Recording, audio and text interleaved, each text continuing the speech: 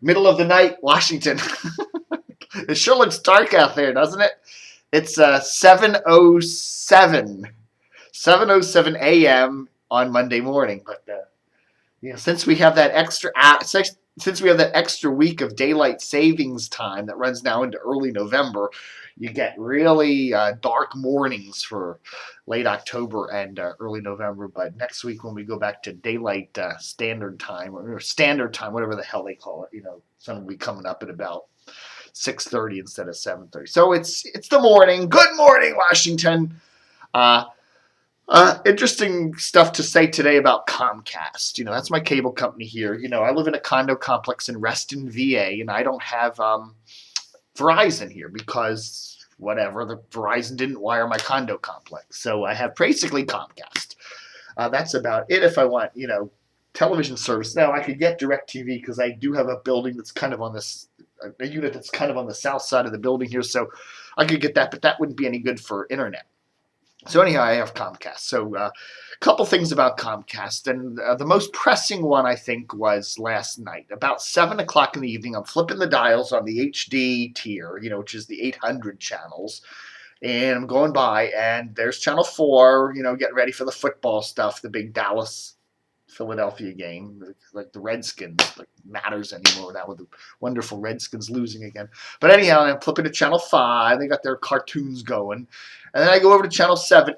Channel 7, blank. There's nothing on Channel 7. It's blank. And I go to Channel 9, and they've got, 60 Minutes or something on there. And I go, that's funky. And I then come back a little later, and it's still the same way. And I email one of my technical gurus there over at Comcast, and he acknowledges that the channel ain't working and sends whatever, some kind of trouble report or whatever. And eventually, within the hour, it comes back up. Okay, normally I wouldn't think that's a big deal. But, last year, or early this year actually, Comcast and NBC merged. Comcast and NBC merged. And NBC owns Channel 4, okay, WRC. Now, it just seems a little bit weird when one of Channel 4's main broadcast rivals goes off a Comcast system for a while. Here's WJLA Channel 7. Oops! We're off the Comcast system right at the beginning of prime time on Sunday night. You could say, yeah, it's just a coincidental technical glitch. But the other side of it, you wonder, since Comcast and NBC and Channel 4 are all in bed together, you wonder somewhere down the line, if Channel 7 goes off the air for a little while, off the cable system for a little while, it can only maybe help Channel 4. I don't know. You wonder. One of the things I argued about when the FCC was looking at this, approving the merger between Comcast and NBC, and I said, there could be some hanky-panky going on. There could be times when, maybe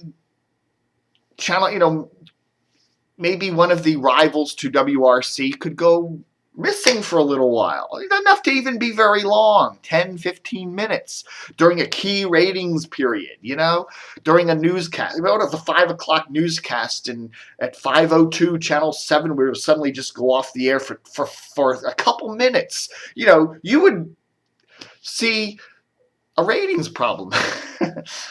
Now, I'm not sure how widespread the Channel 7 outage was last night on Comcast. I assume it was probably all of Reston. It could have been a good chunk of Northern Virginia because we get fed by fiber lines from Prince William, which come from Maryland, which, it could have been a good swath of the Washington area. But anyhow, you just got to wonder when you see an outage like that, especially when it's just one channel and one local channel like that, especially one of the big boys. If I was Fox running Channel 5, if I was All-Britain running Channel 7, if I was Gannett running Channel 9, I'd be a little bit squeamish if I suddenly saw during a key prime time ratings period my channel suddenly go missing from a chunk of Washington area Comcast systems. I'm not saying that anybody at Comcast intentionally pulled the plug yesterday, but I'm just saying you wonder. It's now an entertaining option because you have a major cable company that's supplying the signals for a bunch of rival stations to which station it owns. Just wondering. So anyhow, the FCC put us in this mess, and I doubt the FCC is going to do anything about it. So there. The other thing that I have to brag about Comcast on is yesterday, luckily the Redskins played at 4 o'clock. So, I didn't miss anything. I probably would have liked to have missed the game because it sucked. But anyhow, I don't know, around 1:30, 2 o'clock, boom, Comcast here in Reston goes out, at least in my neighborhood. No cable TV, no internet. Luckily, I don't have their phone service, so my phone still worked. But the whole system went down. And so I say, okay, fine, pick up the telly, and I call the Comcast help number, support number, and please enter your account number. I enter this, 4,000-digit number, and then you just get music. That's it. Nobody ever answered. No customer service person came on the line. There was no message saying, we know there's an outage in your area we're working on. Nothing. Just music. This little music loop that plays over and over and over and over.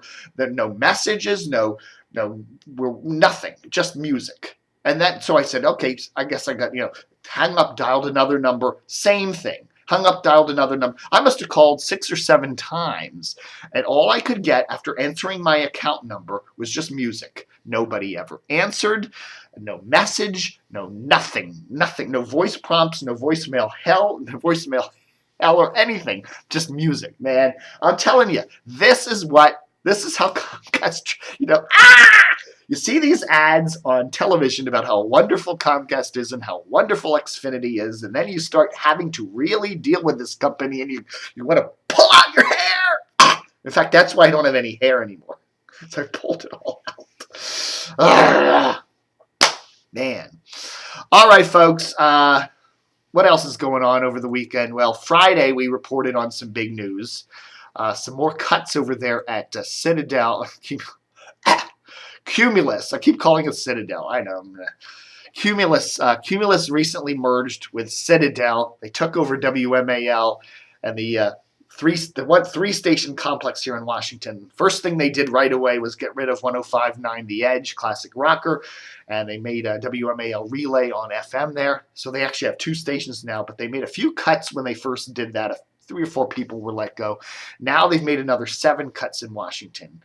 We're hearing Laura Gonzalez, who is a salesperson, Tony Gonzalez, who is an internet guy, Carol Parker, who did overnights on Mix 107.3 and was also their music director, Charlene Meyer, Chris Morales, and a sales assistant. So 7 people more have gotten cut. And we're also hearing from a number of sources that a number of more people will be cut later this month or sometime in December. So more cuts are coming, and we're hearing they could be more of the on-air variety. So some nasty stuff going on. Apparently, I'm hearing too that Laura Gonzalez and Tony Gonzalez are a couple. They're married, right? That's what I've heard. So both.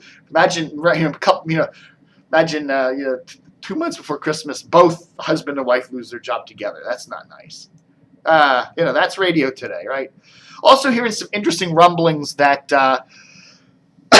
we're told by one of my radio sources that some of the CBS ad sales reps over there at El Zal are telling some of their clients that the station will be moving to that new 107.9 signal that CBS is rumored to be acquiring from Family Stations, which owns religious WFSI. If that happens, there's 2 things we learned from that. One is that CBS Washington will be getting control of the 107.9 signal, not CBS Baltimore, because being in Annapolis, it could go in either market. It really does cover either market. And that means then if that goes to Washington market and becomes El Zal, then what happens to 99.1? Looks like maybe CBS is planning something new for 99.1. It could be a news talker. It could be something to rival WTOP.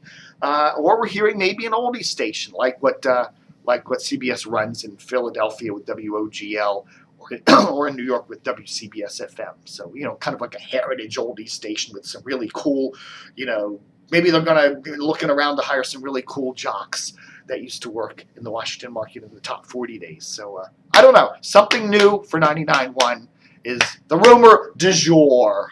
All right, folks, that's Dave TV for today. This wonderfully sunny, bright Monday morning. Yeah, a little more sun back there. It's coming up. The sun's coming up.